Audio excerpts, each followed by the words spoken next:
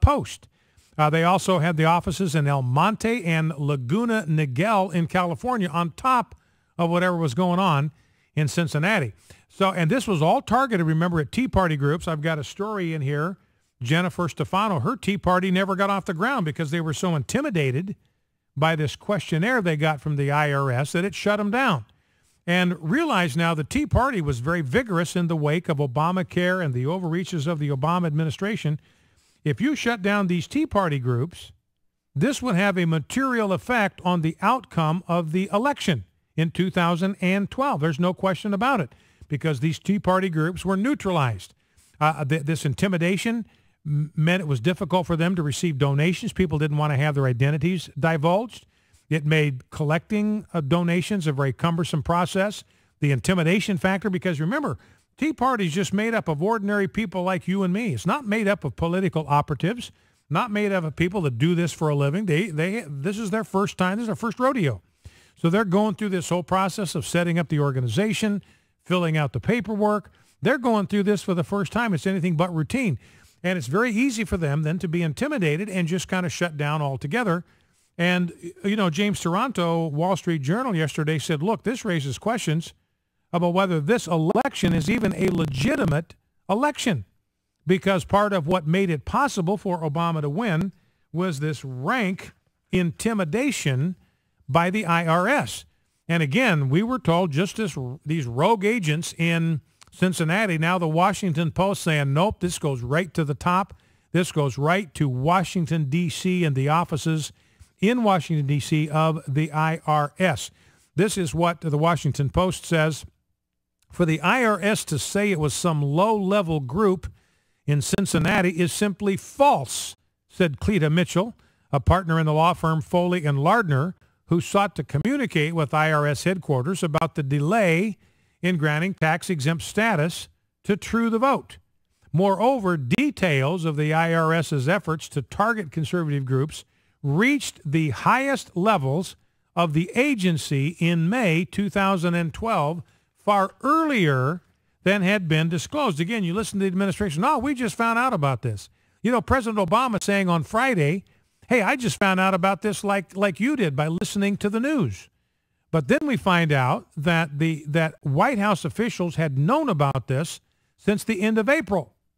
Now, if they didn't tell President Obama, that's a serious dereliction of duty on their part. If they did, then President Obama came out and lied. So either he's incompetent as a leader, he has people around him that will not give him vital information, or he's a liar.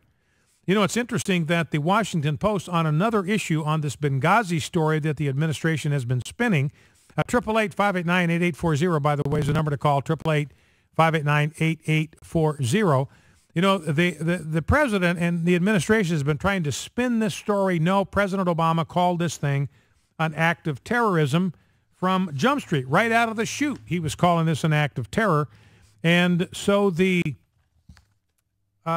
Washington Post, they got a fact checker by the name of Glenn Kessler. So he decides, all right, I'm going to dig into this thing and I am going to evaluate it. And they have a method of rating the truthfulness of some claim by a public official by the number of Pinocchios they give. So one Pinocchio means it's mostly true. 2 Pinocchios means it's about half true and it's half false. 3 Pinocchios means it's mostly false. 4 Pinocchios is liar, liar, pants on fire. You know the rating that the Washington Post, this is the Washington Post, the rating that the Washington Post gave to President Obama and his claim that he called this thing an act of terrorism from the beginning. Remember, he didn't. It was all about the video. 2 weeks after this thing broke, he's out there telling the UN it's all about the video. They're making a commercial and purchasing airtime in Pakistan to apologize to all of the Muslims in Pakistan for this video. We had nothing to do with it, not our fault, not our doing.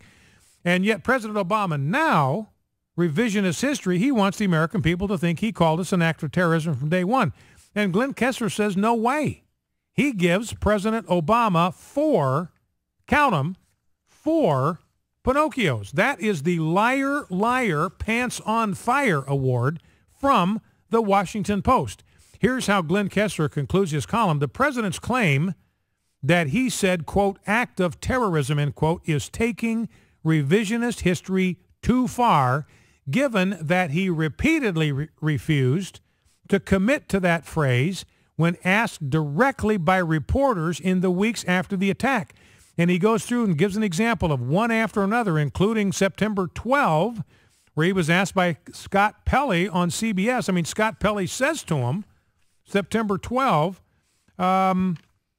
Scott Pelley makes the point on 60 Minutes, Mr. President, this morning you went out of your way to avoid the use of the word terrorism in connection with the Libya attack. President Obama says, right, you are correct. In other words, I went out of my way not to use the word terrorism.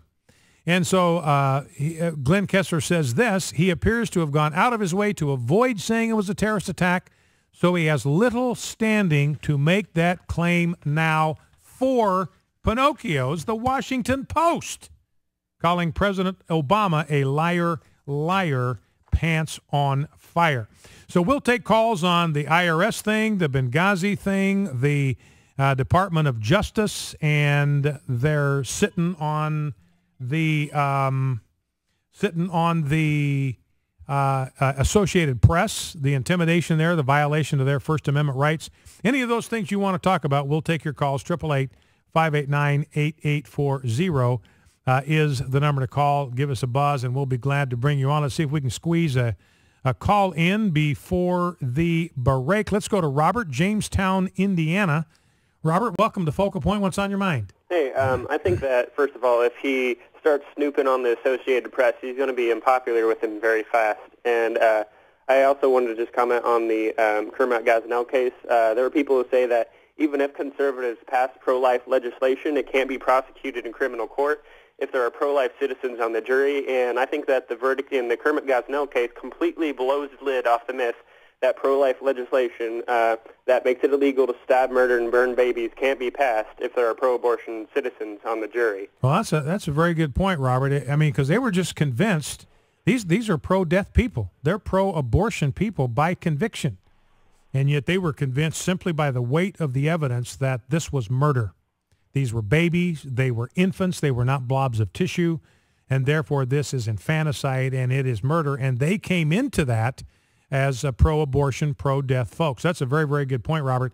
And, you know, we're looking at a shift in the convictions of the American people. We are winning the war for the hearts and minds of the American people.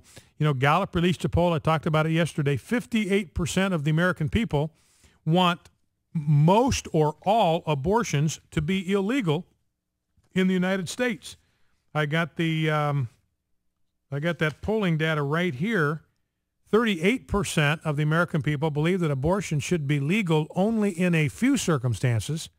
20% believe it ought to be illegal in all circumstances. That's 58% of the American people. And Gallup also reporting that of the last 9 polls they've done, 6 times a majority of Americans have identified themselves as pro-life. More Americans identifying themselves as pro-life than pro-choice in 6 out of the last 9 Gallup polls. Let's grab one more. Good call, Robert. Thank you for that. Let's grab a call from Regina in Canton, Mississippi. Regina, welcome. What's on your mind? I have just one really quick question. The abortion doctor has been found guilty, and he's facing the death penalty. What about the mothers that let him do this to their late-term babies? I feel like they should be prosecuted as well. Well, you know, hang up. Okay. Let you listen to you on the radio. All right, Regina. Very good. And it's a great point. It's a great observation that Regina has made. You know, and here's how I look at it. This is going to sound cold, but I think it's simply the truth. And this is where eventually we need to get to. That is, Kermit Gosnell was a hitman. And he was paid by these women to murder their babies. That's the result of the jury. This was murder. Infanticide, 3 counts of first-degree murder. This was murder. So these women hired Kermit Gosnell as a hitman to terminate the lives of their babies. Now, if you hire a hitman, you are just as guilty as the hitman. Now, I understand going after the abortion providers, and I think right now that's where the focus ought to be. But Regina is exactly right. These mothers have moral culpability as well. Focal Point AFR Talk, back after this.